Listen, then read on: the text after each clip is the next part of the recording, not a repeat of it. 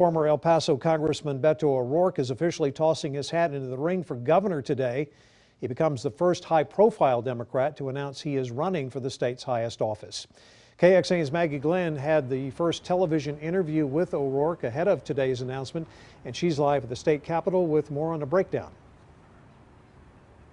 Well, Robert, his official announcement that was posted to all of his social media accounts today mainly focused on common experiences that Texans have faced over the past 2 years. He was extremely critical of the state's failures with the February freeze and also critical of the governor's response to the COVID-19 pandemic. But the governor was quick to fire back just hours later. With his official bid for Texas governor Monday, Beto O'Rourke wastes no time going after Republican incumbent Governor Greg Abbott. We got to make sure that everyone understands the consequence of Greg Abbott. But the governor just hours later responded, saying O'Rourke's policies don't align with Texas values. I welcome the challenge. Being from a border city himself, O'Rourke admits the Biden administration could be doing more, but says Abbott's approach isn't the answer. We want to make sure that we follow the law and that there's order and predictability and safety. He stands for these open border policies that have led to nothing but chaos.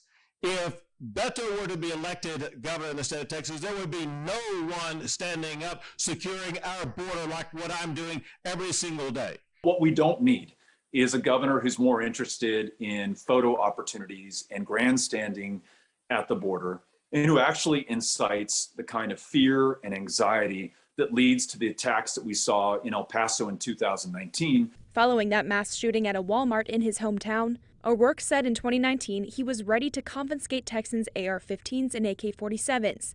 Abbott says that doesn't play well in Texas. He wants to go, take your guns and deny you your Second Amendment rights. Do you plan to change the rhetoric at all to appeal to some more moderate voters, especially considering that the state just passed permitless carry? We shouldn't allow weapons of war to be on our streets. We can protect the Second Amendment and protect the lives of our fellow Texans.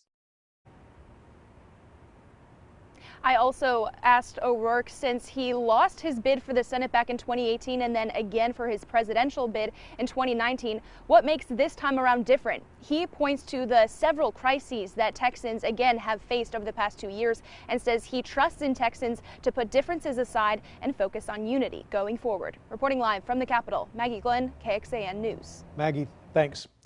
Abbott also has 3 Republican primary challengers: Don Huffines, Allen West, and Chad Prather. O'Rourke will face Deidre Gilbert in the Democratic primary. Our coverage continues. For more on O'Rourke's announcement and the full interview with him, head to KXAN.com.